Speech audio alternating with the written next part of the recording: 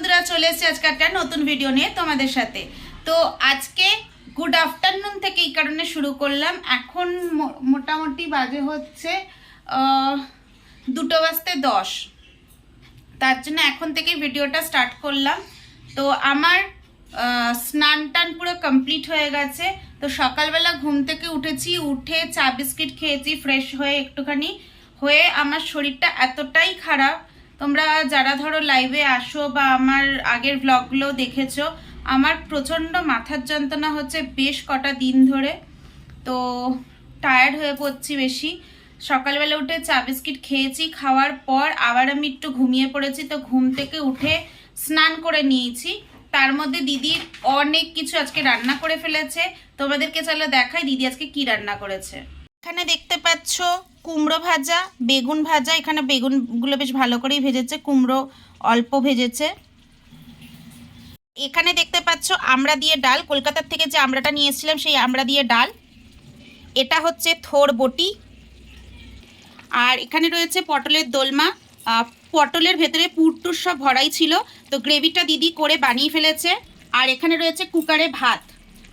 তো দেখিয়ে দিলাম দিদি কি কি রান্না করেছে। আমি তো স্নান টান করে ফেলেছি, আগেই বললাম ফ্রেশ ট্রেশ হয়ে বসে আছি। তো দিদি আমার জন্য খাবার কি রেডি করছে চলো তোমাদেরকে সেটা দেখিয়ে দিই। খাবারে কি কি আমার জন্য সুন্দর থালা পরিবেশন হচ্ছে। এখানে দেখো, দেখতে পাচ্ছি প্রথমেই ভাত বেড়ে দিচ্ছে আমার জন্য। তার সাথে দিচ্ছে হচ্ছে কুমড়ো ভাজা, আছে বেগুন ভাজা, কাঁচা লঙ্কা। বেগুন ভাজা দিয়ে একটু কাঁচা লঙ্কা দিয়ে যদি একটু ঘি খেতাম, জমে পুরো ক্ষীর হয়ে যেত। এতে হচ্ছে না, আবার ঘি খাচ্ছে। ঘি খাবো না। আর রয়েছে থোর বটি। আজকে অনেক কিছু রান্না করে ফেলেছি। আর দিয়ে দিয়েছে বাটি করে ডাল। আর তোমাদের তো আগেই বলেছি যে আর রয়েছে দেখো সুন্দর করে বাটিতে তুলে নিয়ে এসেছি পটলের দোলমা। আশা করছি আজকের খাওয়া দাওয়াটা বেশ জমে যাবে। দিদি রান্না করেছে। সচরাচর আমি এত কুটু কুটু রান্না করি না, একটা দুটো রান্না করি, ঝামেলা হাঁটিয়ে দিই। রোজ রোজ রান্না করতে ভালো লাগে না আমার। তো আজকে দিদি রান্না করেছে, কিন্তু আমার হেডেক হচ্ছিল, প্রচণ্ড শুয়েছিলাম তার জন্যই। কিন্তু বেশ, হ্যাঁ আমি কিছু জানি না, প্রচণ্ড মাথার যন্ত্রণা হচ্ছে আর কমছে না, তো কমছেই না। তার উপর তো গা হাত পা একটা ব্যথা আছে। কেন এরকম হচ্ছে জানি না, কে আমাকে নজর লাগিয়ে দিয়েছে কি জানি। তো যাই হোক, এসব কথা বাদ দিয়ে এখন খেয়ে দিয়ে নিই, তারপর আসছি, কথা বলছি তোমাদের সাথে। বোনকে দেখতেই পাচ্ছ, আমটা এত মিষ্টি, বুঝতেই পারছো মুখ দেখে। কুটকোটা মিষ্টিতে পুরো পাগল হয়ে গেছে। এত মিষ্টি আম বলে সাথে একটু গুড় নিয়ে বসেছি, কিন্তু গন্ধটা তো মিষ্টি মিষ্টি। খা। আমি খাবো না। খা না। না আমি কেন খাবো? বোনের জন্য এনেছি। এনেছিস তো তুই, বেঁচেছিস তো তুই। তুই আমি বাঁচিনি কিন্তু বোন, মারবো। পুরো ভিডিওতে সাক্ষী আছে তুই বেঁচেছিস। একদম ফালতু কথা বলবি না। কি মিষ্টি না খেতে। বাবাকে মনে আছে কুমড়ো কুমড়ো বলবো, এরকম আম দিয়ে বাবাকে চাটনি করে দিতাম। হ্যাঁ, আর বাবা একবার আম এনেছিল পুরো কুমড়োর মতন। আমের কোনো গন্ধ নেই, আমের কোনো টেস্ট নেই, কিন্তু গন্ধটা খুব ভালো। তাহলে এটা দিয়ে স্মুদি করে দিতে হবে। তাই খেতে হবে বাবা। ইস, কি ভালো মুখ করে খাচ্ছে, মনে হচ্ছে ভেতর অবধি পুরো একদম তৃপ্তি পেয়ে গেছে। খাচ্ছি আর ভয় পাচ্ছি, কেন অ্যাসিডিটি হবে? ভাবছি তাই। তাহলে খাস না বাবা, দরকার নেই। তুই এমন এমন জিনিস চিন্তা করিস আমি তোকে খাওয়ার কথা আর বলতেও পারি না। দেখো পেছনে আমার হেয়ার স্টাইলিস্ট বসে গেছে। টকলা আম খাইয়ে শান্তি পাইনি, এখন আমার চুলের কিছু গুষ্টির পিন্ডি চটকাচ্ছে। এই কটাই বাঁচিয়েছিলাম, এই কটা নিয়ে। তুই বাঁচাসনি, ডেঙ্গুর পর আমি তোর চুল কাটা বাঁচিয়েছিলাম। তাহলে ওই কটা খেয়ে নেবে। দিদি বাঁচিয়েছে যখন, ওই কটা দিদির হাতেই তুলে দিতে হবে এখন।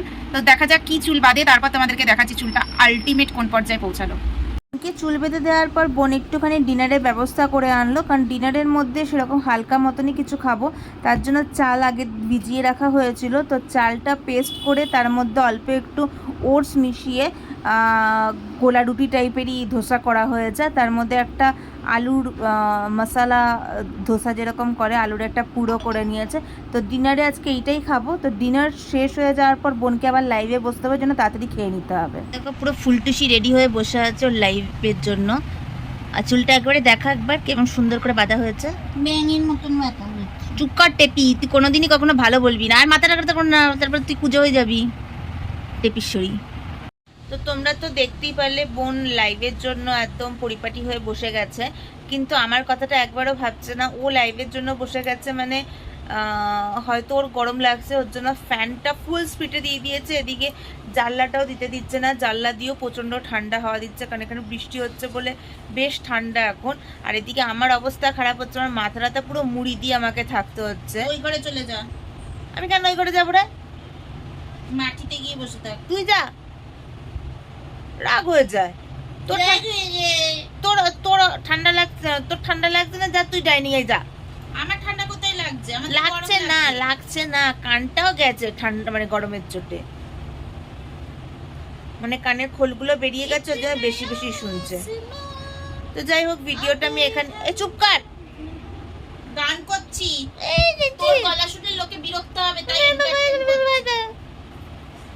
তো যাই হোক, ভিডিওটা এখানেই শেষ করতে, দেখা হচ্ছে তোমাদের সাথে অন্য কোনো ভিডিওতে। তো ভিডিওটা ভালো লাগলে লাইক, শেয়ার, সাবস্ক্রাইব করতে ভুলো না। আর যারা ফেসবুক থেকে দেখছো তারা প্লিজ ফলো করে দিও পেজটাকে। তো টাটা।